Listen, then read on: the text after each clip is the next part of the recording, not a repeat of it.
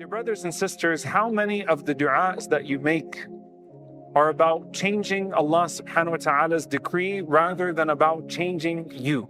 How many times do you turn to Allah subhanahu wa ta'ala and say, "Oh Allah, give me this. Oh Allah, take away this. Oh Allah, change this. Oh Allah, enable this."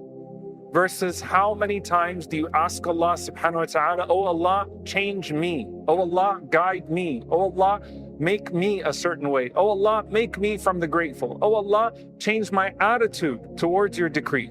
You see, when you look at the du'as of the Messenger of Allah sallallahu alaihi wasallam, they tell you a lot about who the Prophet sallallahu alaihi wasallam was and what his priorities were, just like our du'as tell us a lot about ourselves. And it's important to note here from the very beginning that there is nothing wrong with asking Allah to change decree. There is nothing wrong with asking Allah to give you something. There is nothing wrong with asking Allah subhanahu wa ta'ala to prolong something or to remove something. All of this is from the du'as of the Prophet sallallahu alaihi wasallam. And he said, sallallahu alaihi wasallam, ask. Your Lord loves to be asked. Yuhibbu an yus'al. Your Lord loves that you ask him. Fas'alu. Allahu akthar. Ask, Allah is more. And so there's nothing wrong with asking Allah for the permitted and asking Allah to change things. But there is something that the Prophet ﷺ taught us with his du'as that surpasses a simple wish list type of du'a with Allah subhanahu wa ta'ala. And I'm not talking about just the distinction between thana, the praise of Allah, and al-talab, and the ask. I'm talking about the ask itself.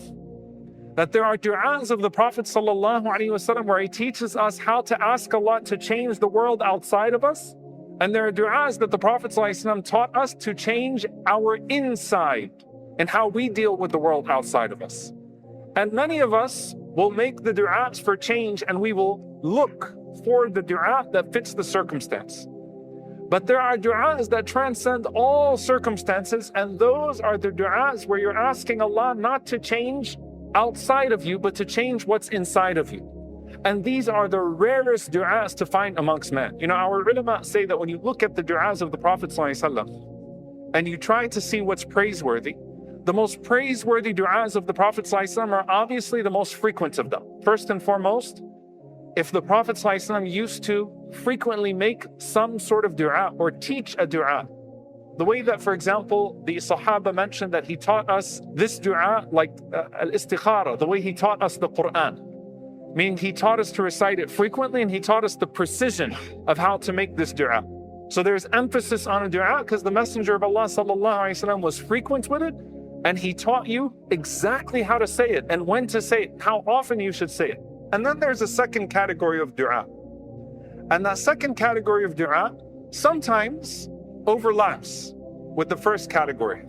And those are the du'as that are rare amongst man. What do I mean by that? Human beings would rarely ask for these things. You see, if you talk to people across the spectrum and you were to say that you follow a religion and you're looking for some way to attain something, you would find across the spectrum of man, Muslim, Jewish, Christian, Sikh, Hindu, you would find across the spectrum, even of idolatry, that people are looking for a way to get more money, right? وَإِنَّ الْإِنسَانَ, verily the human being, when it comes to the love of this dunya, is shadeed, right? He is so violent in his love for this dunya. He has a love affair with this dunya, and so you would always find people looking for ways to get more money. And so whether that is finding the right du'a for rizq, finding the right du'a for sustenance here, or if it's in a non-monotheistic religion, even which idol do you go through for wealth? People want wealth, and so that drives them into looking for the prescription for wealth. But there are certain things that the Prophet ﷺ would ask that are not common amongst people. And this is what I want to focus this khutbah on. And I want you to pay attention, because if you do this, it is a radical paradigm shift in your dua. This is a completely different shift in your dua. And those are the du'as for us to change ourselves. And they're very interesting and they're not hard to pay attention to.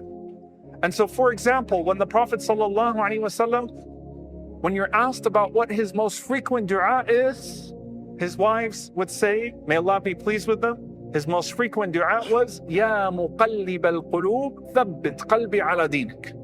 Ya muqallib al-qulub, thabbit qalbi ala dinik. O turner of hearts, make my heart firm upon your religion.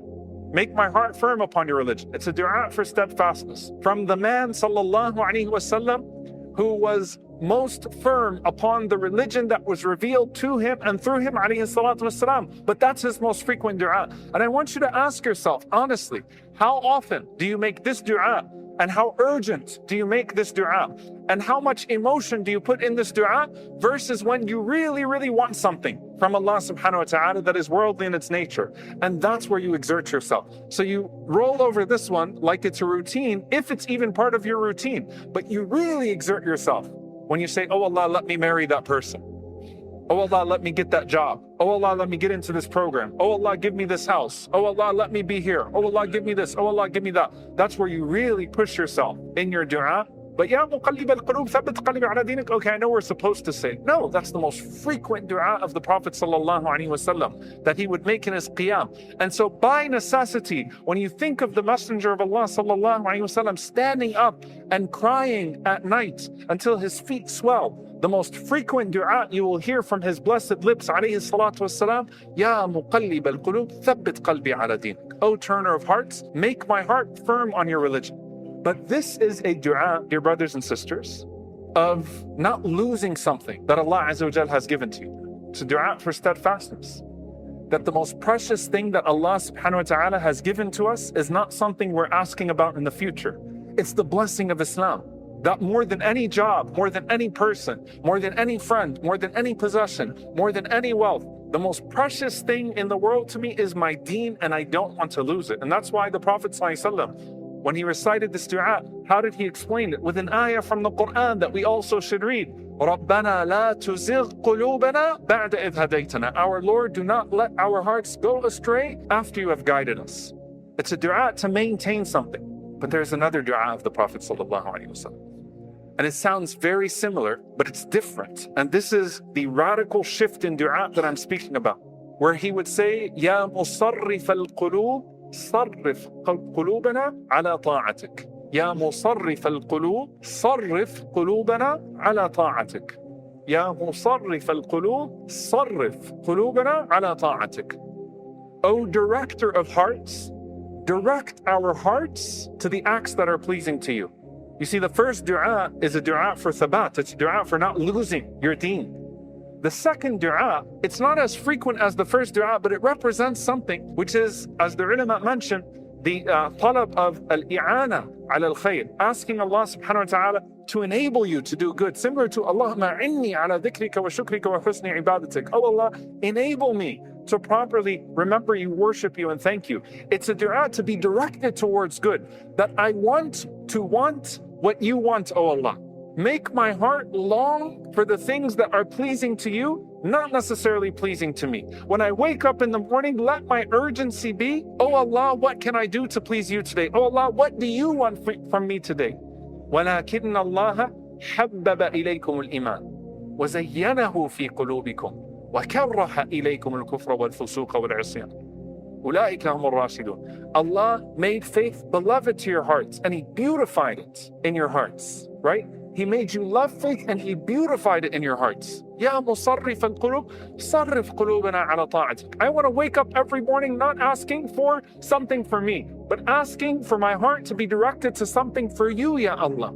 This is very different, because so often the du'as are changed circumstances. Oh Allah, change this. Oh Allah, change that. Oh Allah, give me what I want. And that sets you up for disappointment, because you are attaching your dua to Allah's divine decree on your terms. I want it to be this way. Therefore, when it's not this way, I'm not happy. And even in the dua of istikhara, if you look at the very last word, you're asking Allah to change your circumstances, right? Oh Allah, if it's good for me, make it happen. If it's bad for me, take it away. But at the end of the dua, ثُمَّ رُضِنِي بِهِ. Make me pleased with your decree. Make me pleased with your decision. Because sometimes you make the istikhara and then Allah gives you the istikhara, and the istikhara is no. The istikhara is to turn you away from it because it's not good for you. And when you asked Allah that if it's not good for me in my deen, in my religion first and foremost, if this isn't going to be good for me, if this isn't going to be good for my hereafter, and if this isn't going to be good for my dunya, then take it away from me. I don't want it. But ثُمَّ أَرْضِنِي بِهِ, make me pleased with it. أَرْضِنِي بِهِ means let me, not after it is done, regret and think, but what if? Or I wish it would have gone that way. I wish this would have happened instead. No. I am so satisfied when I make a dua to Allah subhanahu wa ta'ala to guide me to what's best for me in accordance with what is most pleasing to Him, that after the fact, I am happy. Alhamdulillah, it doesn't matter where the circumstance went. Alhamdulillah, Allah Azza wa Jal decreed it in a way that's more pleasing to Him and better for me, not in accordance with what my desire was. I didn't want the change of circumstance.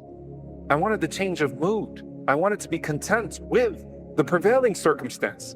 The circumstance I actually didn't want, because Allah Azza wa Jal wanted that for me instead. And I'm pleased with that. Oh Allah, let me be pleased with that. I want it to be this way because you want it to be this way. It's the smile after the dua, the smile after things don't go your way, and the contentment inside of it. And so are there du'as where you ask Allah for rizq, or you ask Allah for sustenance? Yes. But the Prophet ﷺ also taught us to say, Allahumma qanni'ni bima razaqtani. Oh Allah, please me with what you have sustained me with. Let my mind be changed. Let my heart be content. Convince me. Let my heart be content with what you've given me. So that what you've already given me, I see as a lot and not a little. I see as a blessing and not as a burden. I don't see hardship in the many things that you give to me. Oh Allah, change my perspective, not my provision. You've already given me provision. Yes, I'm going to ask you for more provision, but if my perspective is messed up, then it doesn't matter what you provide me with because my perspective is off. So Allahumma qanni'ni bima razaqtani. Oh Allah, change me. Let me be content with what you have sustained me with. But here's the dua that made me want to give this khutbah. As I said, it's a radical shift in thinking. When I was in Hajj this year, I asked Allah Azza wa Jal to accept from all of the people who made Hajj and all of the people who intended to go to Hajj and all the people who want to go to Hajj. May Allah Azza wa Jal write for them a full Hajj. Allahumma ameen. They were passing out these books right before the day of Arafah. And usually I don't pay attention to these things. I've never held a book in Arafah, I don't think I have, until this year. Because when this book came, it's a book, a dua min al-kitabi wa sunnah, du'as from the Quran and the Sunnah. The author is Sheikh Sa'id al-Qahtani rahimahullah ta'ala. Many of you know the very famous book, The Fortress of the Muslim. Fortress of the Muslim, it's in English, it's in pretty much every language, I believe. It's a major sadaqah jariyah from this scholar, may Allah Azza wa Jal have mercy upon him, that gives you du'as for occasions, right? Du'as for different circumstances. And so when the book was handed to me, well, I opened the book and I was like, okay, what am I going to see that's different? It's a very short book, as you can see, and it's just du'as from the Quran and the Sunnah. And sometimes, subhanAllah, you see a du'a and it's as if you saw it for the very first time, because you all know this feeling maybe, where you open a book and it lands on the exact ayah. It lands on the exact thing that you were thinking about. And you know it's from Allah subhanahu wa ta'ala. And so you have to know that before you go to Arafah, everyone is thinking about their du'a list, right? People have their Google Docs, people have all their journals about everything they're going to ask Allah for themselves and for everybody else.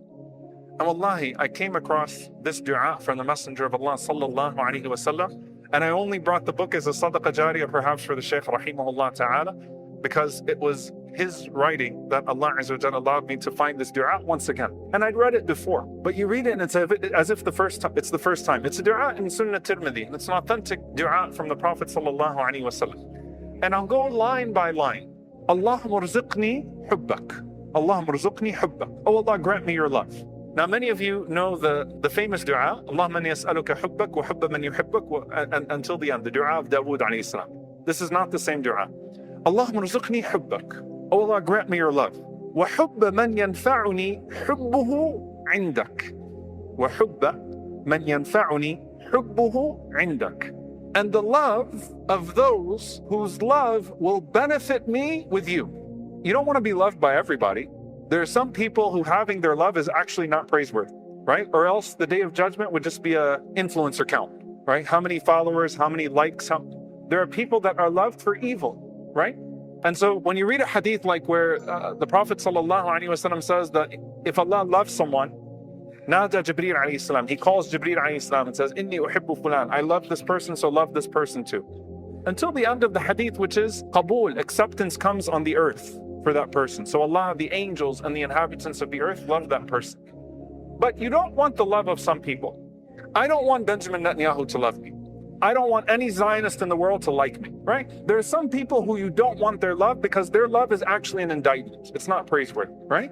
So I want the love of those whose love will benefit me with you. I don't want friends for the sake of friends. I want friends whose friendship you love. Not friends that make me laugh, not friends that make me happy, friends that make you happy, oh Allah. Oh Allah, choose my friends group for me. Oh Allah, choose my companions for me. Direct my heart to the right type of friends. I want a suhbah salihah. I want a righteous companion, right? So don't give me anyone's love. No, I don't want to be liked by certain people. I don't want to be loved by people who you hate. And I'm using very harsh language here because yes, Allah Azza wa Jal hates some people because of their evil, right? I don't want the love of those people. No. Allahumma rzuqni hubbak wa hubba man yanfa'uni hubbuhu indak. And then he continues, sallallahu alayhi wa sallam, Allahumma ma razaqtani mimma uhibbu faj'alhu quwwatan li fima tuhibbu. I'll put this dua in the description of the khutbah, don't worry, so you can go back and memorize it, inshallah. But I want you to pay attention to the meaning, and I'm going word for word. Again, Allahumma ma razaqtani mimma uhibbu faj'alhu quwwatan li fima tuhibbu. Oh Allah, whatever you grant me from what I love, now these are the things that I want, then let that be a means of strengthening me towards what you love. So when I ask you for something that I love, let it become a means of strength for me to pursue what you love instead. Paradigm shift. I don't just want what I love, I want who you love, I want what you love to be what I love. And then this is the beauty of the dua, subhanAllah, at the end of it. Qala sallallahu alayhi wa sallam, Allahumma ma zawayta anni mimma uhibbu faj'alhu faraghan li fima tuhibbu. Allahumma ma zawayta anni mimma uhibbu faj'alhu faraghan li fima tuhibbu. Oh Allah, and whatever you take away from me that I love, then let that be a way by which you free me up to pursue what you love. So, oh Allah, when you take away what I love, let that be faragh. Let that mean that I have now free time and a free mind and a free heart to pursue what you love instead. What a beautiful dua from the Messenger of Allah sallallahu alaihi wasallam. And what a rare dua to find amongst them. What human beings would make these types of du'as? What person would go to an idol and make that du'a? What person would go to a God that they have set up to worship besides Allah subhanahu wa ta'ala and ask for that? What sacrifice would be made to ask a God for that? No, we ask the only God, the only one God, Allah Azza wa Jal. Ya Allah, don't change for me what I want. No, change me towards what you want. And at a very practical level, dear brothers and sisters, because it can be easy to think about this in a very theoretical and philosophical sense. No, what that means is any good deed that maybe I have an aversion to. I don't like this good deed. I don't like doing this. I don't like doing that. Allah Azza wa Jal, make my heart like it. And any sin that I like, but Allah Azza wa Jal, you hate it, then make me stop liking it. Actually turn my heart off of it. And anything that's even in between, that's neutral, if it busies me from you, I don't want it. Turn it into something that busies me for you instead. May Allah subhanahu wa ta'ala allow us to act in accordance with this. May Allah Azza wa Jal make us love what He loves and put in our lives people that He loves and let them love us. And may Allah subhanahu wa ta'ala direct our deeds to the deeds that He loves. And may Allah Azza wa Jal decree for us in a way that He loves. And then make our desires love His decree for us and not His decree follow our desires that turn us away from His love. Allahumma ameen. أقول قولي هذا واستغفر الله لي ولكم ولسائر المسلمين فاستغفروا إنه هو الغفور الرحيم.